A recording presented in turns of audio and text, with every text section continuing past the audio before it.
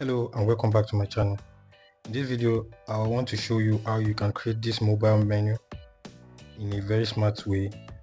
Instead of using this method, we are going to use this method.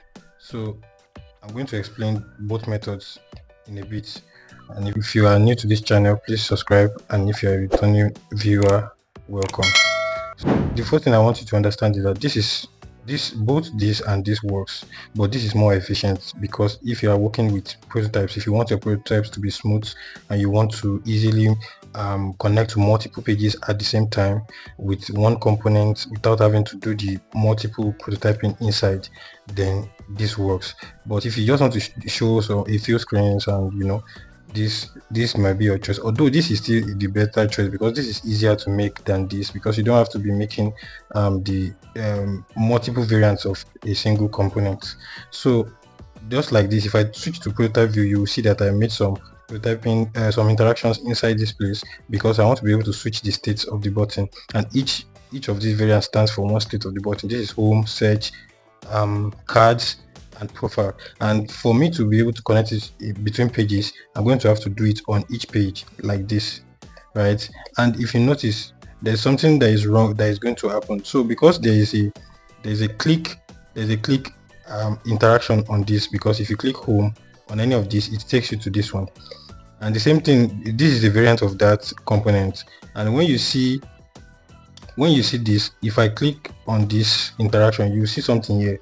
There's something conflicting here because I'm also using a click interaction to switch pages. So it's going to cause some kind of conflict, because you might have to click it like 2 times for it to work, and Figma is not going to understand what you are doing, because you are basically kind of confusing Figma, although it still finds a way around it that it makes it work. Because if I still prototype this, if I show you this in this view and I try to navigate, you still see that it will still work, right? But there's a small conflict that is happening, and sometimes you might have to click it twice or 3 times for it to work. So let me show you the smarter way to do it, because this way is easier and smarter.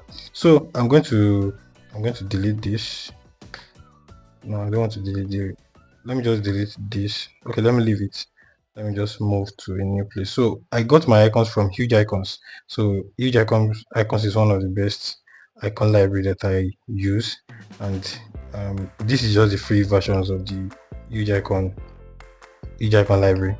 So the stroke versions of the icon is free. Okay, so now we want to create this, right?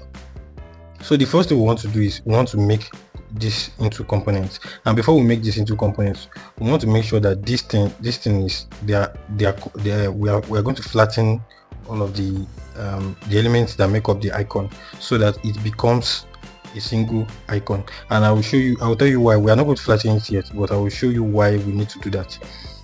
So the first thing we have to create the text. So the first text is home, right? So we're going to use font size 12. Okay, font size 12 is good enough. Let me see. I want to be sure that that's what I used. Okay, font size 12. Then I'm going to bring one of the icons. So let us make multiple components. We're going to convert all of them to components. So create multiple components. Right. So I'm going to bring one of this here. Then I'm going to put both of them in an auto layout frame. I'm going to apply auto layout. I'm going to place it at the center. So I want to see the measurement I used here so that we are on the same page.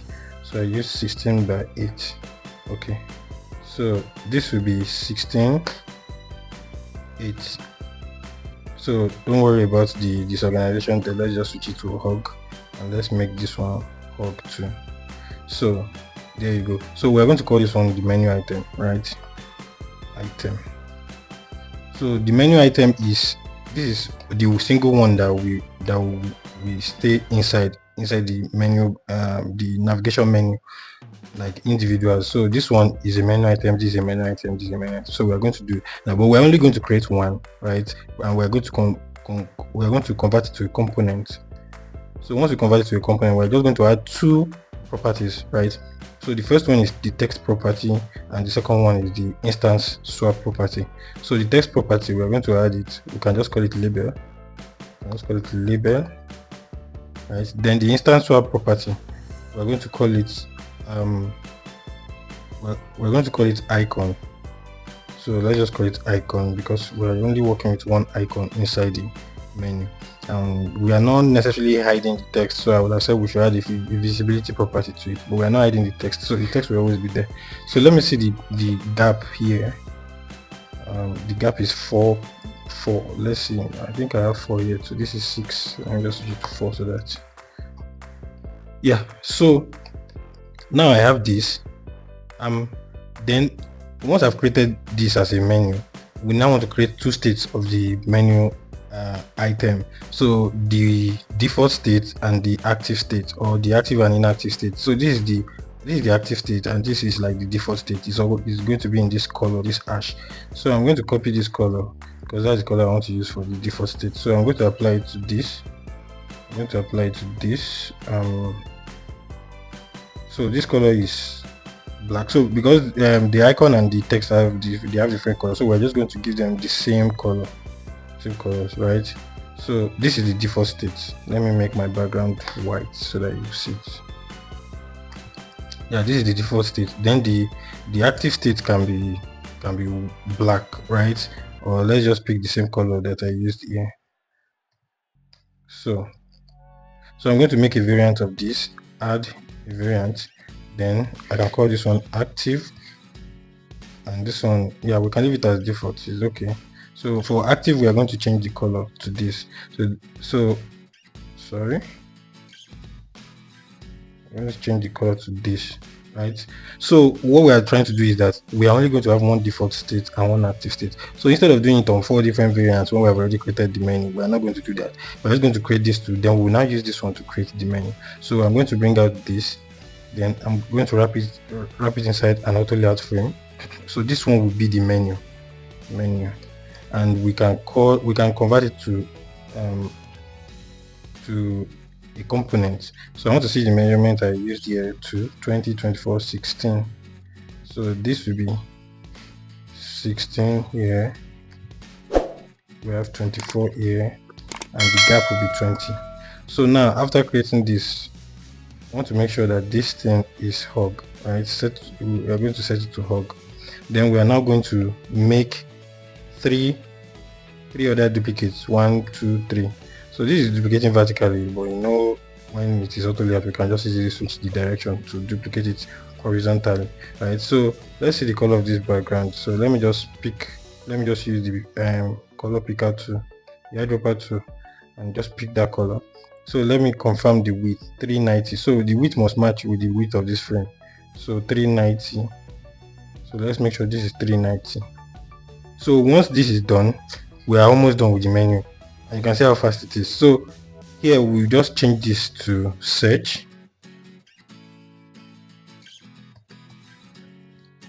We're going to change this one to cards, and we're going to change this one to profile.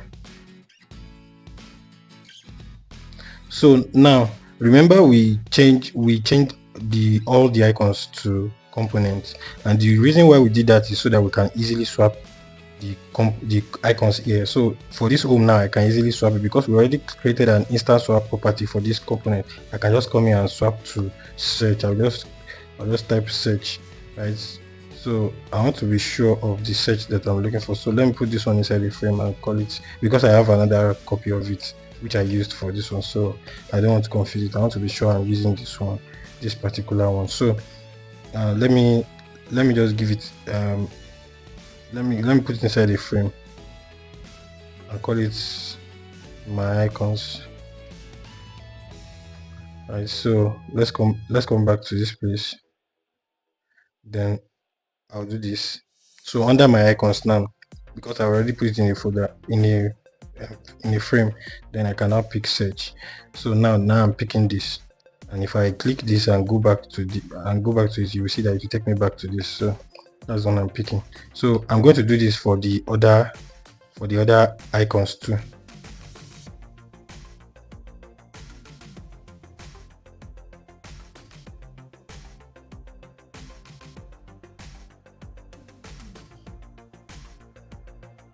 So now I hope you can see this issue here. So we are going to have to troubleshoot this. Remember, I told you that we have to convert this thing. We have to flatten the icons.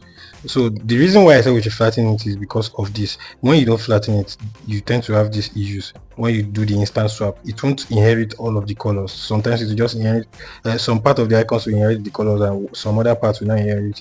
For reasons best known to maybe Figma or huge icons. Although I know that huge icons library always makes it work. So what we can do is we're going to come inside this place, right?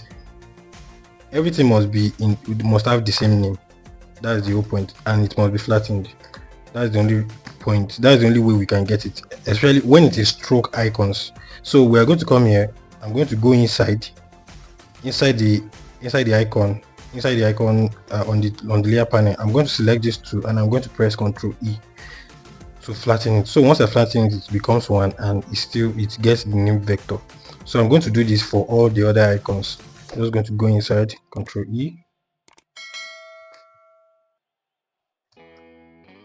So once I'm done, I can now easily come back. So you can see that because of the changes I made, it will affect this. So I have to revert it back to that color again. So I'm just going to copy this color and paste it for this one, and it becomes the color back. Then here I'm going to do the same, because this color, even though two of them are dark, it is not the same color, right? So it's still going to affect this. So here, so assuming we have done that, we won't have any issue here, but I intentionally did it so that we have issues here, then I'll go and fix it. So here now, since we have already done this before having that issue and I came to fix it here, we have to revert this icon, the icon property back, because this is the original one that we have here, so we don't need to touch this one. But this other one that we did instant swap for to get the icon, we have to come here, come to reset, then reset only the icon property, then it will go back to home. Then we'll now change it back, search, cards, and profile, right? And once we are done, you can see that we have our icon. So we have our menu bar. So we can now come and copy this. So I'm just going to copy it to replace for all of this screen. I'll just copy, Ctrl Shift R to replace, Ctrl Shift R to replace, Ctrl Shift R, Ctrl Shift R. So you might be wondering that how do we know which page is active currently? So now we will come here. Because we already created two states for this, we just switch it from default to active for home. Then for search, we'll switch only search from default to active. Then in fact, if we don't want to be clicking to enter inside it, we can just add like another property, a property for this menu, a nested instance property, and just click all the menu items. So once we do that, what happens is that when we come here, we don't even need to double click and enter inside. We just do it from this side. So we just look for card. This is card. Just come to card and switch it to active. Simple. And come here and switch this to active. So now we have home active, search active on search page, cards active on cards page, and profile active on profile page, right? So now when it comes to, you can see that we've not even done any interaction, we've not added any interaction, and we have been able to create the state for all of it. So when it comes to switching pages, we just need the current page to be active, the current page that has the icon to be active. So what we will do is we'll connect home to home, search to search, only from this, right? So it doesn't matter how many times I duplicate the screen or how many times I use this icon, or home will always lead you back to home. Search will always lead you back to search, cards will always lead you back to card, and profile will always lead you back to profile. So let's do the interaction. So I'm going to click on this and switch to prototype. Then I'll connect this to this, and I'll say on click instant. Yes, I want it to be instant. Then for search, I'll do the same, because Figma remembers the last settings you give to the interaction. So you don't even need to be doing any settings here. We can just keep connecting the wires to the screens, right? So I'll do for this and also for this. So now you can see we have this. So, and this works also for like if you do web application sidebar too, right? So like this, we are done, and all we have to do is to just preview this. So when we preview it, you can see that anytime I click, it switches to the next one. just like the other one, but this method is faster and smarter, and this will not this will it will reduce it will speed up your prototyping period, and it will also reduce the number of times you tend to connect wires around, although the wires will become plenty with more pages that you have. But then this is just a way to reduce it and make your work more efficient, and this will make your prototype work very smooth, and it will not have any conflict. As you can see, if I come here, the only you will not even see any interaction here, right? But that doesn't mean that if I click on it, it will not show, because whatever I do to this applies to all of it, instead of me going into it and be connected into one by one.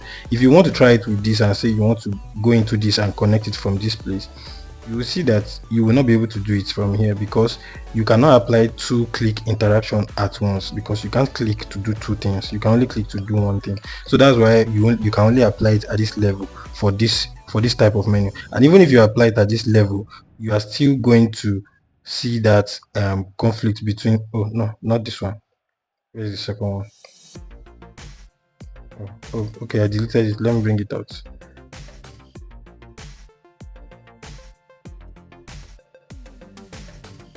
So you are still going to see the same issue. So if I say on home now, I want to connect this to this, right? Look at it. So because home doesn't have this thing, but this is when home is active. So let's say for search now, and I want to go, you see that search has a click interaction already inside the variant. Then if I now connect search to this page again and say click, you can see the conflict that happens. So this is the major problem with this, and this is a better way to go about it. So if you enjoy this video and you find it educative, I want to encourage you to subscribe if you have not done that already. And if you enjoy it so much, you can share it with somebody that might need this. So that's it for this video. I will see you in the very next video.